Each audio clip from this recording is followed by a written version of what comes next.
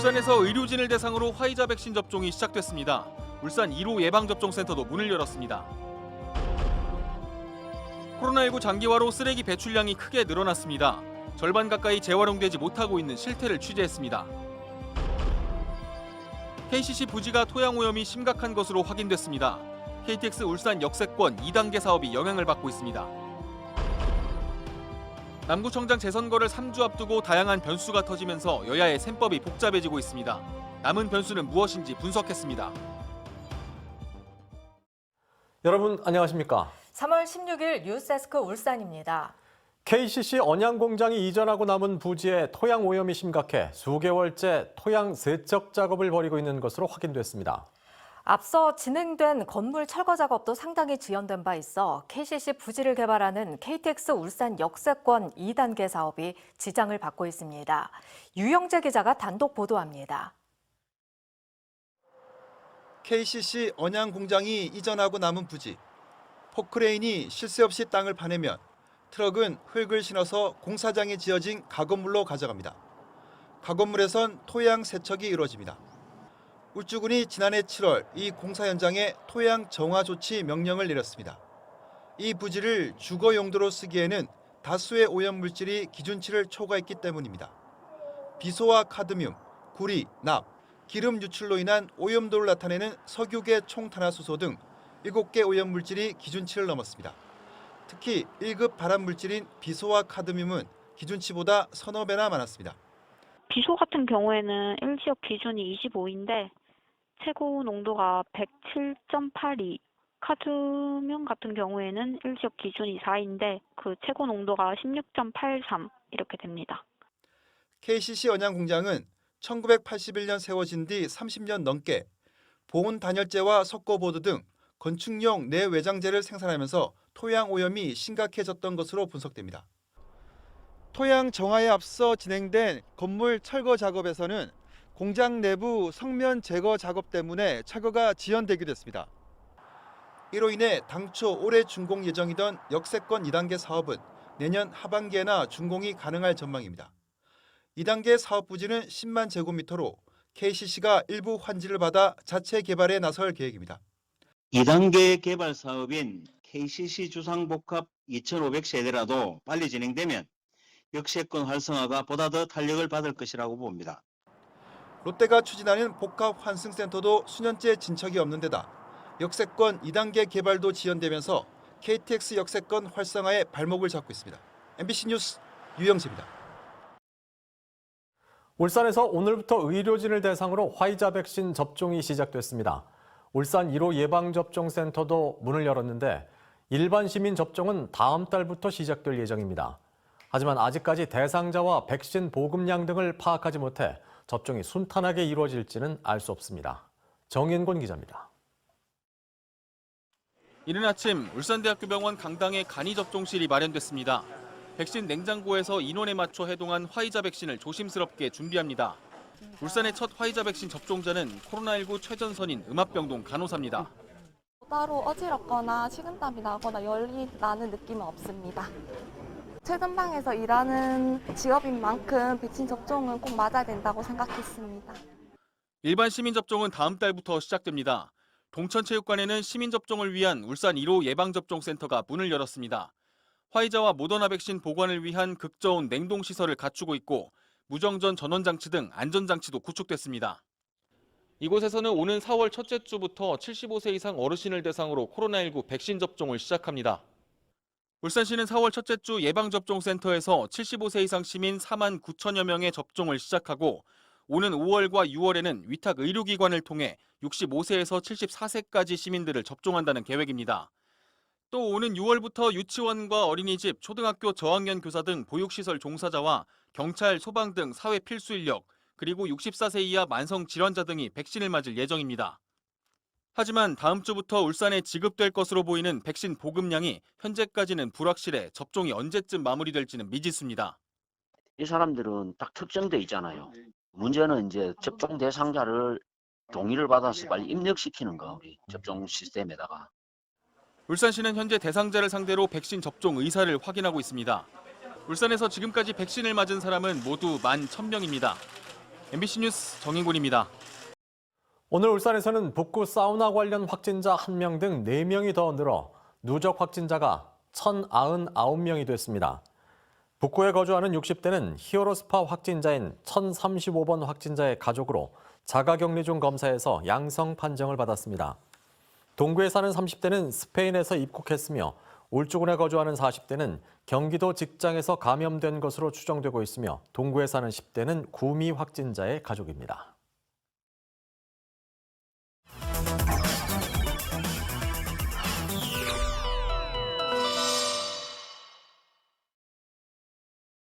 코로나19가 장기화되면서 일회용품 등 쓰레기 배출량이 전국적으로 크게 늘었습니다. 가정에서는 분리배출을 하고 있는데 많게는 절반 가까이 재활용되지 못하고 있습니다. 왜 그런지 쓰레기 처리 최전선에 있는 작업자들을 만나봤습니다. 알파고 김문희 기자입니다. 산더미처럼 쌓인 재활용 쓰레기를 밖으로 옮기는 작업이 한창인 한 고물상. 지난해 12월 허가도 받지 않고 폐기물을 보관하다 영업 정지를 받았기 때문입니다. 양이 이제 너무 많아지시고 처리 능력 밖에 이제 처리 능력보다 훨씬 더 많은 양을 이제 수거를 해 오시는 거죠. 코로나19 상황이 더해지면서 쓰레기가 감당할 수 없을 정도로 넘쳐난다는데 과연 어떤 상황일까요? 새벽 시간 이 재활용 쓰레기들이 나오는 주택가 골목을 따라가 봤습니다. 겹겹이 쌓은 택배 상자를 수거차에 넣고 재활용 전용 그물망을 찾아 비우기를 반복.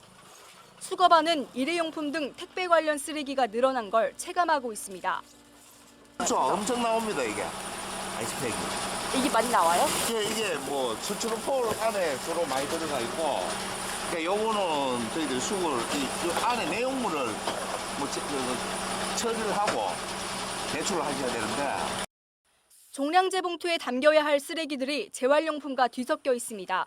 묶여있는 검은색 봉지를 열어보니 휴지 등 일반 쓰레기가 가득 차 있습니다. 8가구가 거주하는 주택에서 이틀 동안 모인 재활용 쓰레기 양입니다. 하지만 가까이서 보면 이렇게 음식물 쓰레기나 오염된 스티로폼 같이 재활용할 수 없는 경우가 많습니다. 재활용이 안 되면 수거를 못하지만 현장에서는 막무가내로 치우라는 소리를 듣기 일쑤입니다. 안 치우고 그냥 막무가내입니다. 그냥 쓰레기도 내놓고도 안 치우고 가냐고 항의하고. 새벽 4시가 조금 넘은 시각입니다. 재활용 쓰레기를 수거해온 차량들이 이곳 중간 선별업체로 속속 들어오고 있습니다. 코로나 이전에는 하루 80톤에서 90톤의 쓰레기가 들어왔지만 요즘은 평균 100톤, 많을 때는 120톤이 넘습니다. 평상시보다 2배 늘었다고 보시면 돼요, 이런 경우는. 뭐 시키면 10가지 넘게 이런 거에 담겨오잖아요. 쓰레기 양도 양이지만 재활용이 되지 못하는 게 더 문제입니다. 버려지는 쓰레기가 줄어드나 싶었는데 최근 다시 증가세를 보이고 있기 때문입니다. 재활용률을 높이기 위해 하루 8시간씩 플라스틱을 다시 분류하는 작업자들. 과연 어떤 재활용 쓰레기가 나올지 제가 선별 작업에 참여해 보겠습니다. 재활용 품목이라고 보기 어려운 수준의 쓰레기가 끊임없이 나옵니다. 너무 빨라요, 선생님. 이거는 뭐 음식을 먹고 그냥 버리신 것 같고 이런 것까지 버리냐 했던 것들 뭐가 있을까요? 예, 뭐 죽은 동물들, 고양이 같은 거, 개 같은 거 그런 거 많이 올라오거든요. 시민들의 배출의식도 문제지만 지자체의 수거 방식도 개선이 필요하다고 현장에서는 입을 모읍니다. 요일별로 품목을 나눠 수거하는 지자체가 있는가 하면 서로 다른 품목들을 한꺼번에 수거하는 곳도 있습니다. 이 때문에 지자체별로 버려지는 쓰레기 양이 많게는 2배 가까이 차이 납니다. 전국에서 다 똑같은 차량을 지금 쓰고 있거든요. 암놀 압착차. 혼합 배출하는 방법에서는 뭐 획기적으로 그런 종말품 자체가 줄거나 쓰레기량이 줄거나 하진 않을 것 같아요. 압착 과정에서 발생하는 쓰레기를 줄이기 어렵다면 요일별로 재활용 품목을 세분화하자는 겁니다. 지자체는 환경을 고려해 이 같은 방안을 검토 중이긴 하지만 당장에는 무리가 있다고 말합니다. 품목 항목을 세분화하는데 주민들이 많이 헷갈리고 이제 담아서 내놓을 수 있도록 어떤 방을 더 추가로 제작해서 준다든지 그런 비용 생각하면 코로나가 불러온 쓰레기 대란. 시민의식도 수거 방식도 지금이 변화할 때라는 소리가 현장에 가득했습니다. 알파고 김문희입니다. 4.7 남구청장 재선거가 이제 3주가량 남았습니다. 대진표는 더불어민주당과 국민의힘, 진보진영 후보의 3파전으로 확정됐는데 남은 변수는 무엇이 있는지 분석했습니다. 유희정 기자입니다. 잠잠하던 남구청장 재선거에 다양한 변수가 등장하면서 여야의 셈법이 복잡해지고 있습니다. 투표율과 재선거 책임론을 놓고 전략을 세우던 선거판에 LH 사태로 인한 서울과 부산시장 선거의 판세까지 더해진 상황입니다. 다급해진 쪽은 더불어민주당입니다. 민주당은 중앙당 인사들을 잇따라 울산으로 보내 정치 신인인 김석겸 후보의 인지도를 높이는 데 공을 들이고 있습니다. 반드시 당선돼서 내년 지방선거 대선 승리의 촉진제 역할을 반드시 해내겠습니다. 그동안 재선거 심판론에 힘을 실었던 국민의힘 서동욱 후보 측은 LH 임직원들의 부동산 투기 의혹이 여당 지지층의 결집으로 이어질 수도 있다며 전략을 다시 짜고 있습니다.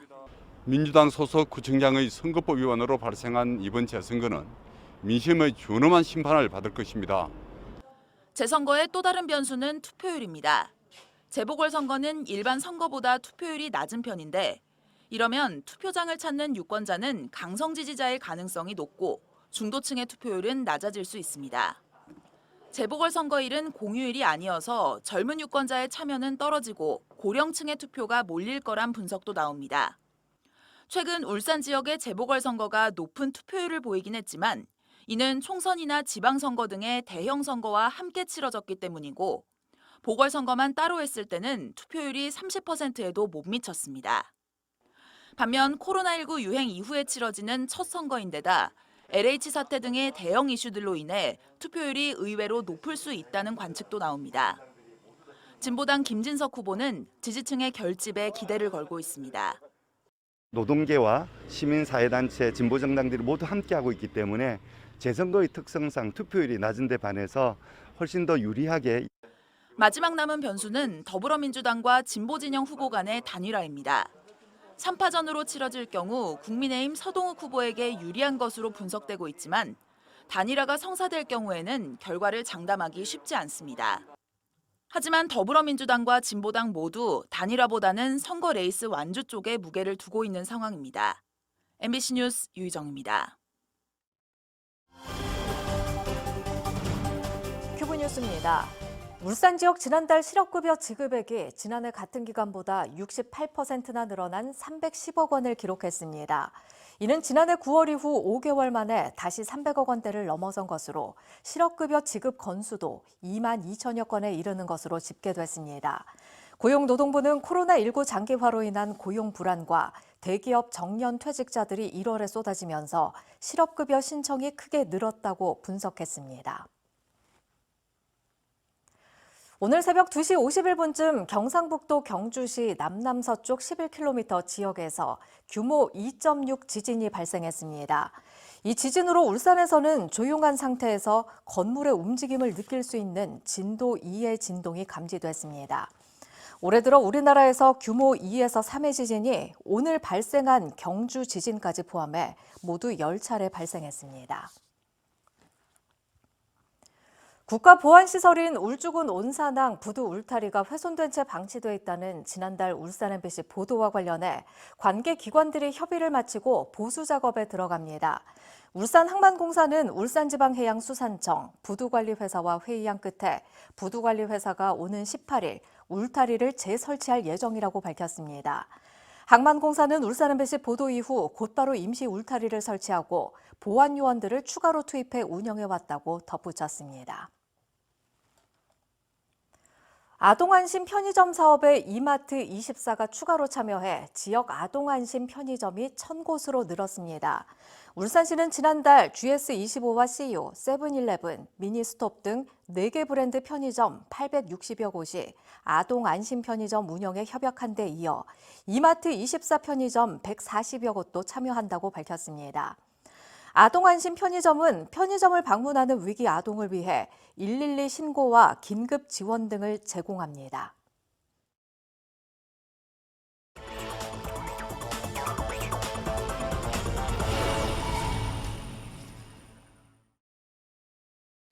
울산 MBC 3월 시청자위원회가 오늘 울산 MBC에서 전동건 신임 사장과 시청자위원들이 참석한 가운데 열렸습니다.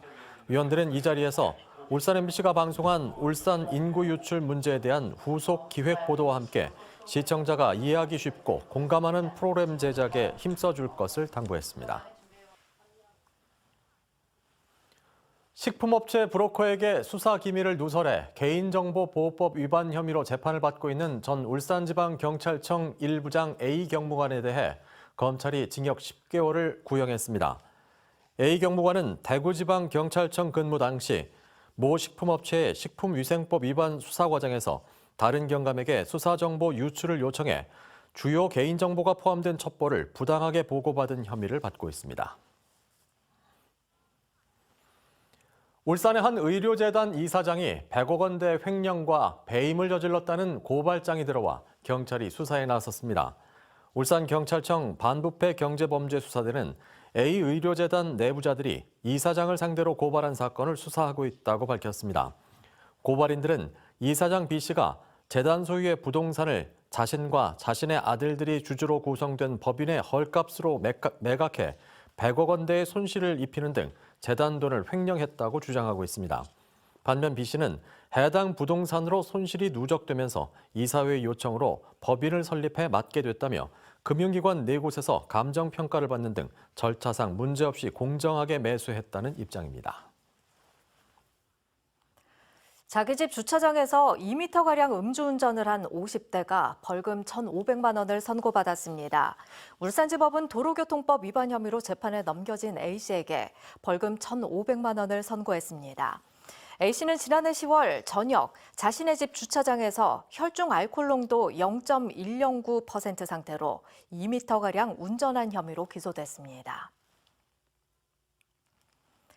유니스트는 한국해양과학기술원, K랩스와 공동으로 해수전지가 적용된 해양 관측용 스마트 부위를 개발했습니다.